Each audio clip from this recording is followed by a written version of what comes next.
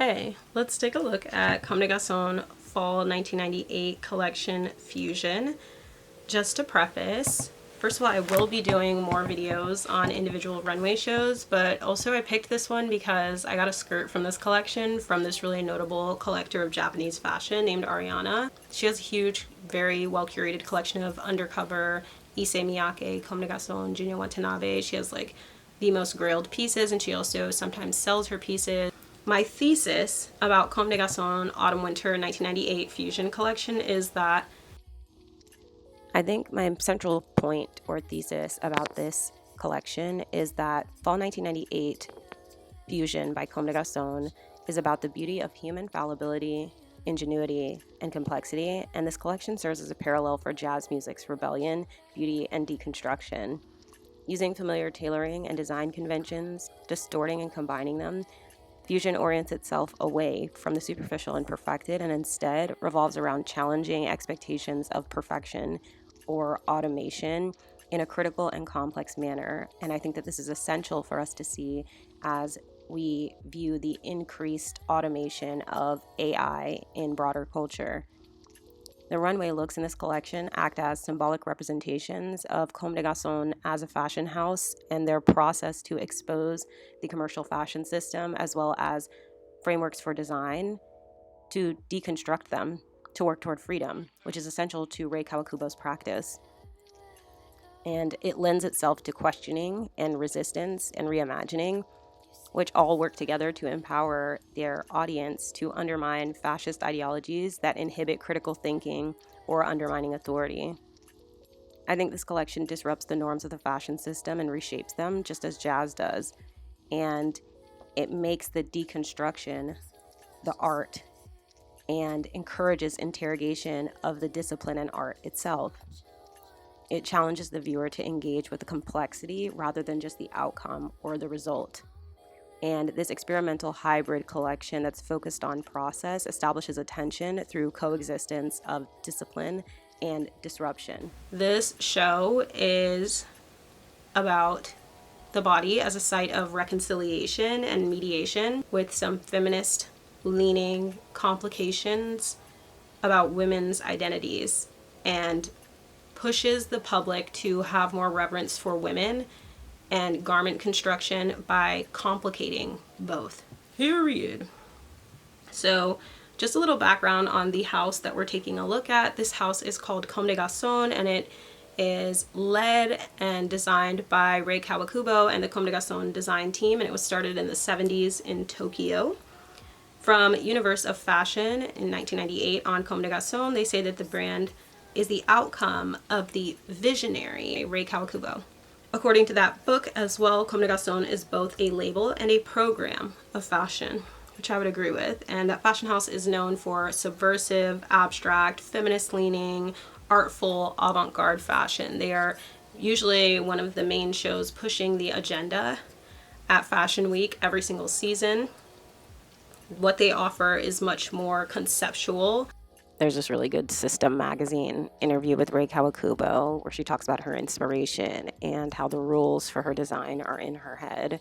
And she says that going to museums, seeing films, and traveling, and even learning about fashion history, none of those things help her, and they don't give her the stimulation to help her search for something new. And that's because all of those things already exist. And so the quote in System is, "I can only wait for the chance for something completely new to be born within myself." And that's how she derives inspiration for Comme des Garçons. Their goal is to challenge tradition and keep the lazy public on their toes. They are often upending conventions on the runway and conventions in street fashion and personal style, and they combine and exaggerate vestimentary constructs. So things that are traditional in terms of making clothes, they are very often upending, peeling apart, and then putting back together, and kind of prompting their audience to critically contemplate. And one of their most popular collections was the Spring 1997 show, which a lot of people celebrated for challenging conventions of beauty and body standards when it came to women's wear at the time, and the expectations of thinness and the expectations of abled bodies and the ideas of beauty compared to these lumps and appendages and growths on the woman's body. And it just gives you an opportunity to look at and consider other visions of body, other visions of beauty, other visions of fashion. I really appreciate the concept of forcing people to confront conventions, traditions, standards, and showing that there are other ways of thinking. I think everybody has to be exposed on a daily basis to music and art and television and film that challenges them and doesn't align with conventions and standards. You have to look at people that don't look like the standards that you're seeing on a regular basis. You have to hear from people who have different experiences than you on a daily basis, or you will turn into a shell or those blobs from Fairly Odd Parents that are all gray, and they're molded into this shape that the man wants them to be. There's always value in the things that are like ugly and contrary and other that we can take. Now, in terms of some background on this specific collection, like I said, this is Autumn Winter 1998, and the name of the collection is Fusion. In this collection, there are visions of calculated mismatching. The garments are fused together, and there is this haphazard impulsivity and indecision communicated throughout the collection. There are like unfinished ideas, unfinished utterances, and fragmented ideas turned into sentences. It feels they're communicated anyway, even though they're unfinished, fragmented, confusing. You're questioning and considering what your understanding of a finished garment is when you're looking at this collection, and what a finished statement is, and what perfecting means, right? What is a perfect garment? What is a beautiful garment? And why can't it be these things? Or what is a skirt even? When you look at some of the skirts, you'll see. So there are these unbuttoned, misaligned garments that to me symbolize a shout of controlled chaos. There are layers that create movement and sound and flapping upon each other and lay on top of each other, which can also, like I said about Delara's work, speak to the private versus public and what's underneath when it's complicated. So you're seeing these visions in terms of the appearance of the clothes of long-sleeved, color-blocked turtlenecks with exposed seams. These long billowing skirts that are stitched together that look like reconfigured blazers that are attached and draped around the waist. It looks like a carousel of blazers and other garments woven together as one, fused.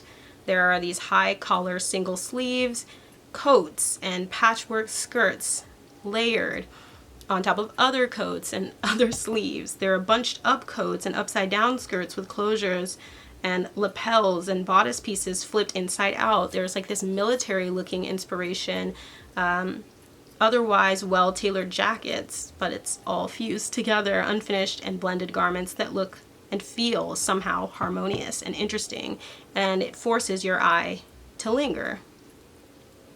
In terms of the coverage around Comme des Garçons around this time, Anne-Marie Shiro said in New York Times in 1998 that Rei Kawakubo sought to reach the essence of clothes making with a lot of her collections, because she is upending and deconstructing and reconstructing, rebuilding and revealing and turning inside out all of these garments on a regular basis, and kind of putting them in front of an audience who's used to seeing seams on the inside, two sleeves that are symmetric and, always look identical.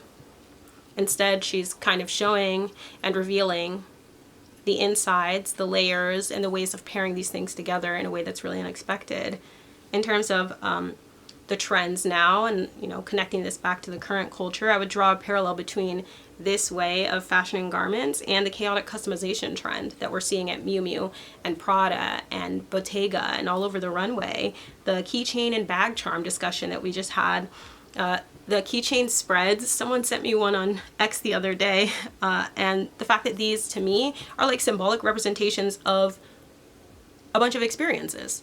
You're like putting together these commodities that represent all of your experiences and then creating a single platform to tell that story about these different parts of you, right? They're highlighting all these different angles of your identity and putting them into one in your experience, which highlights multidimensionality, right? We don't have to tell a singular story in order to show that people are multidimensional in that way. And I really like that. These fragmented amalgamations point to multidimensionality. which is very humanizing because we are multidimensional. And then in terms of the process, I think it creates this opportunity for you to experience fashion for longer. I was reading this review, but it talked about how the process of receiving artwork or fashion, the time that it takes to process it is a part of when you build a relationship with the actual fashion.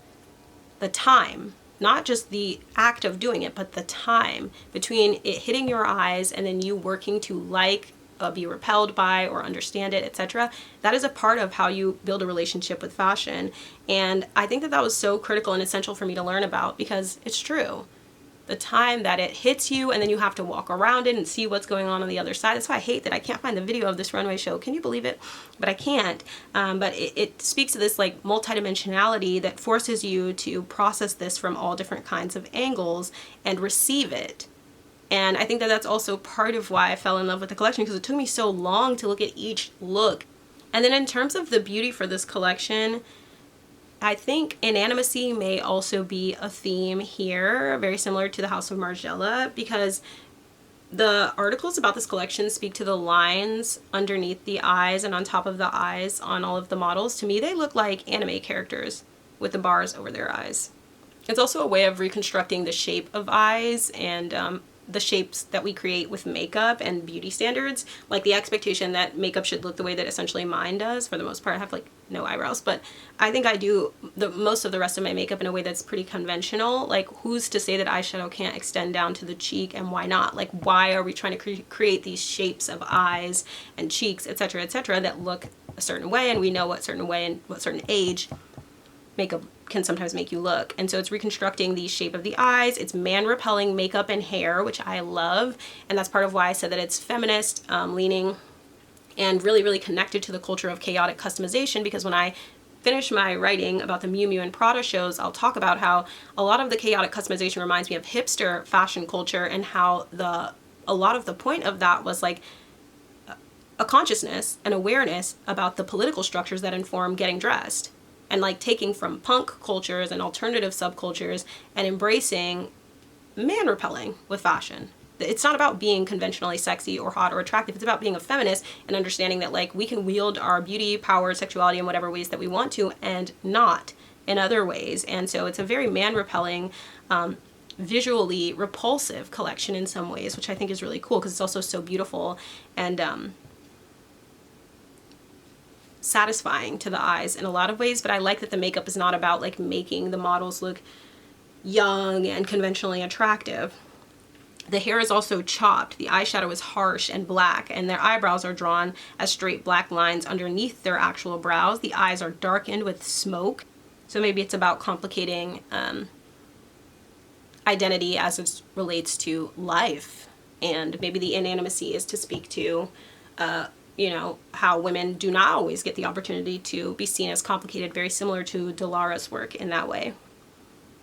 Then in terms of contextualizing the fashion landscape of the 1998 fall season, we can take a look at the Louis Vuitton fall 1998 show and see that it's much more minimal. It's chic, sleek, subdued, simplified stories in every look, right? It's slightly chilly, kind of austere looking, kind of a little semblance of austerity there. You can look at Helmut Lang fall 1998 as well, which I think is still kind of has that icy, minimal feel to it. It's this kind of beige sportswear, very sporty and, you know, kind of cool and laid back, but not this more vulnerable form of storytelling, I feel.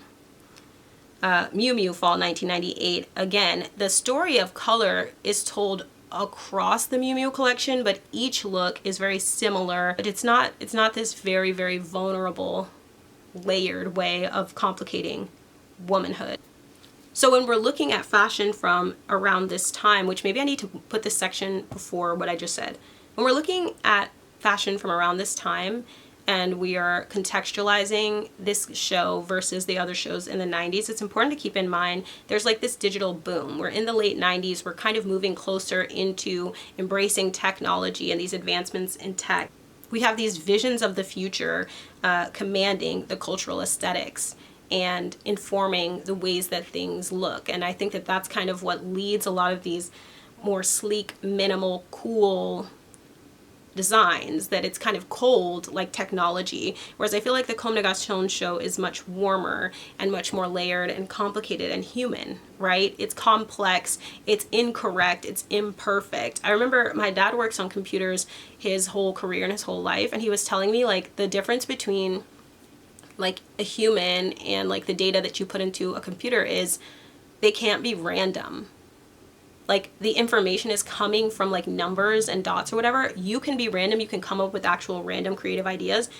There are only so many options for a computer to go through because they can only pull from the things that have been input into them. They can't come up with something original, even if they try, whereas you can. And I think it's not to say that the other collections are unoriginal, but it is to say that when you're moving towards reflecting technology, that's what you're reflecting, versus when you're moving towards reflecting humanity, you are reflecting like randomness and fragmentation of ideas and being incorrect and saying something and then cutting yourself off and then saying, well, I don't know, which like a computer can't necessarily do and won't necessarily do because it doesn't know anything. Computers don't know anything. You're also taking a look at the anticipation for Y2K, like it's about to be the turn of the century. Again, that kind of impending doom question mark or anticipation about the progress in society as it relates to technology and these tech advancements, and generally just the turn of the century and change and progression being materialized in fashion. And I think, again, that's why a lot of these fashion houses wanted to reflect this kind of forward-looking appearance of fashion, whereas this is much more human. In speaking about her process, Rei Kawakubo looks within for a provisional theme. She says, I make an abstract image in my head. I put parts of patterns where they don't usually go. I break the idea of clothes. I think about using for everything what one would normally use for one thing. I think about a world with the tiniest, narrowest possibilities. I think that everything about the way of making clothes hitherto is no good. So she works to deconstruct and break conventions of clothes making in a way that I would liken to jazz improvisation. She's using the frameworks of clothing construction as her outline, and then within those lines, breaking down, rebuilding, collaging, and reattaching the inner workings of fashion in order to make almost this like bricolage of ideas. And I think that's really powerful and speaks to human ingenuity that cannot be recreated or replicated by technology. She seems really interested in conceptual sculptural objects and for the things that she designs to be different than clothes in the rest of the industry. And she also doesn't explain herself, which leaves room for a lot of human invention, again, in a way that I think offers reverence for human thought, like the ways that humans can project onto and attach their own ideas to the concepts demonstrated through her work. To me, it is a very anti-fascist way of creating artwork. You have to create the depth of meaning of the work. You have to conceptualize and you have to build ideas independently. And there is no real like room for a superficial reading of it because you're the one who has to do all of the injection of authorship. I think that's really powerful. And she started Comme des Garcons because she wanted to work and be free, even though people exaggerate and, kind of dramatize what it could have been for her to start this company. She said she wanted to work. She wanted to be free, and she had worked as a stylist and didn't like anything that she was positioned to have to photograph, and instead made her own brand so that she could like the things that she was photographing. So again, it's about working your way out of these kind of constraints and what's holding you down in the world in order to build this room for freedom, like using those frameworks for freedom. She did still want to be a stylist and still work with clothes, but then she creates that opportunity for freedom for herself. I think it's very powerful. So I think the runway at the time looked less oriented around tucking viral hero products into each look for blogs and Instagram pages to pick up on and screenshot and highlight. And it seems much more oriented around quality and shaping looks, around fitting into your wardrobe and enchanting wearers with these like functional and practical styles, I would say, with the non-Comme des Garçons runway collections. That's what it seems like to me. So I was reading Mediating the Human Body, and I think it gives us a good jumping off point to really make sense of this collection. So in the Raimundo Trasaldo part of the book, page 42, there's a quote that says, "The duty of art is not to convey sensual pleasure through beautiful images, but to irritate, arouse, enrage, displace, and shock. And this can be achieved through ugliness." Now, Universe of Fashion from 1998 on Comme des Garçons talks about how the fashion house does not consider what they do to be art, and is kind of contrary to art in that it's not about progressing the ego of one individual, or because of fashion's position as reflecting the times and kind of being more ephemeral, that it's not necessarily about art. But I do think that this perception of ugliness is kind of essential. Like, this perception of presenting the world and challenging the public with something that is not just harmonious and perfect is essential, especially in times navigating a capitalist hellscape. It's not really your responsibility to only show the things that are beautiful. There's another quote that says, "Capitalist, industrial, bourgeois society is bad, and the artist must denounce it in order to awake the masses and excite them to revolt. Art must represent the darker, uglier side of reality in order to negate present society. Art cannot refrain from essentially presenting the most horrible crimes." And it's moves into, it can no longer be reasonable to be proud of humanity, etc., etc.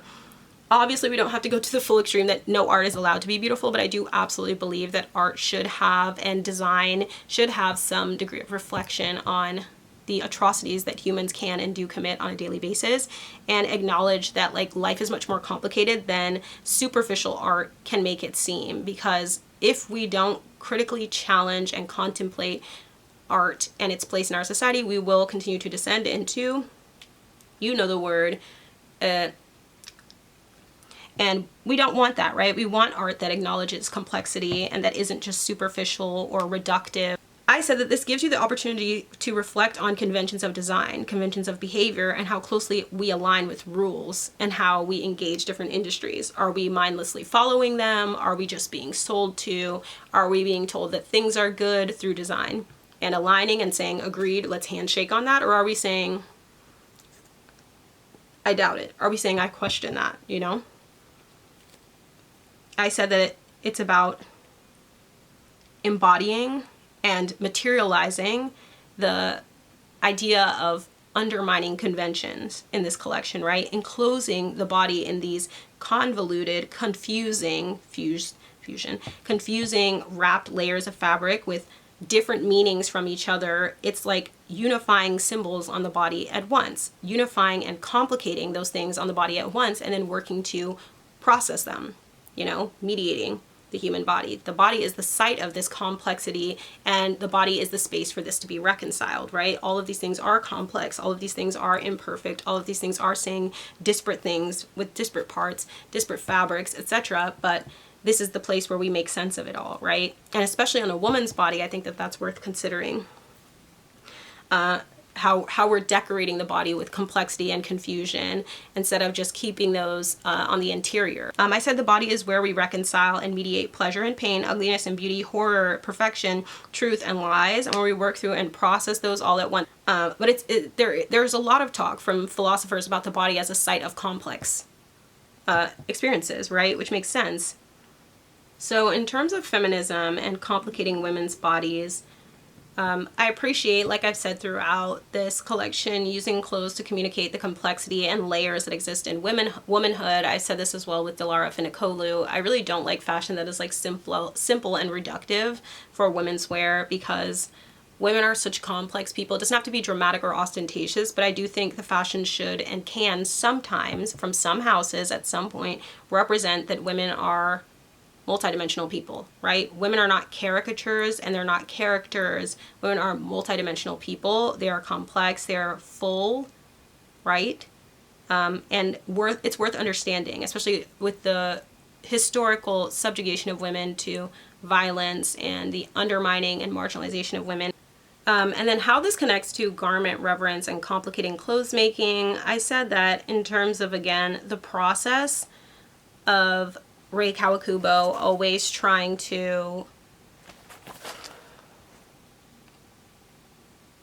reach the essence of clothes making, as Anne Marie Shiro said in New York Times in 1998. To me, this reveals the insides of the fashion design pieces, showing us the importance of the process of garment construction, combating the alienation that occurs when it comes to fashion. When you go shopping, I feel like most people are not thinking about the fact that a human being has made every single garment in any store that you are in at any time. Every piece of clothing that you wear is made by a human being. And I've said this before because even I thought this when I was much younger, before I knew how to sew. I thought that the shirts at Walmart were made from a t-shirt machine that you just press a button and it prints out a t-shirt, and then the clothes from Dior were made by humans. But that's not true. Both are made by humans. Only humans can make clothes, like the certain kinds of things that you have to do to maneuver to sew actual wearable garments, they require human beings. And the clothes that you wear, I've seen some jeggings being made by laser, but again, someone has to press the button on the laser. But even then, like, all of the clothes that we're wearing are created and crafted by human beings. And I think it's really important for people to have that critical understanding of the fact that when brands exploit labor, they want you to believe that someone's pushing a button and printing out t-shirts so that you're not contemplating how you can get hours and hours of expert work at such a low price. How can you be paying $4 or $5 for a shirt brand new when it takes years of expertise and a lot of time to make each shirt? They don't want you to think about that. They want that kind of labor alienation where you're just getting a product and just thinking about the product. You're not thinking about the human being, or the human being who sewed it and made it, or the human beings who drove it on a factory truck to get it to one part of the shipping process, or all of the other people operating the other parts of the shipping process. They want us to be away from other people when it comes to labor. They don't want us to realize how connected we are and how other human beings make the world that we live in, so that we're only thinking about objects and objects as a way of resolving our issues with that usually are a result of our own exploitation in like labor practices. They want us to be as far from each other as humanly possible and as alienated from other laborers as humanly possible. And I think revealing the process of making clothes combats that really meaningfully. It shows you that like there's something going into building these clothes, and there's something that goes into the process of putting them together. And so someone has to be responsible for that, right? Clothes are something that we should have reverence for because people take time to make them as well. It always looks like someone is keylogging my laptop. It's so horrible.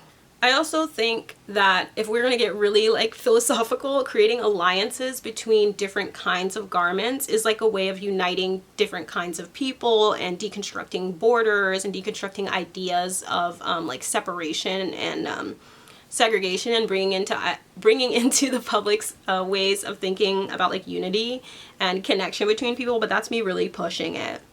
And in terms of hacking, I also think it lends itself to DIYing and upending conventions independent of the broader fashion system from like an individual standpoint. Like when you see Comme des Garçons upend these conventions as a major fashion house, it reminds you that you can upend those conventions, not just like structurally and in terms of undermining power and being reminded of your own complexity, but also just in terms of fashion. Like you can wear your fashion in a different way, and you can also sew your fashion in a different way. And so it reminds me of Otto van Busch's book on like hacktivism. In terms of reverence, Otto van Busch talks about the exploration and personal journey and heightened knowledge and concentration and skill that came with garment construction upon, entering that field for the first time as someone who was not taught in a professional context.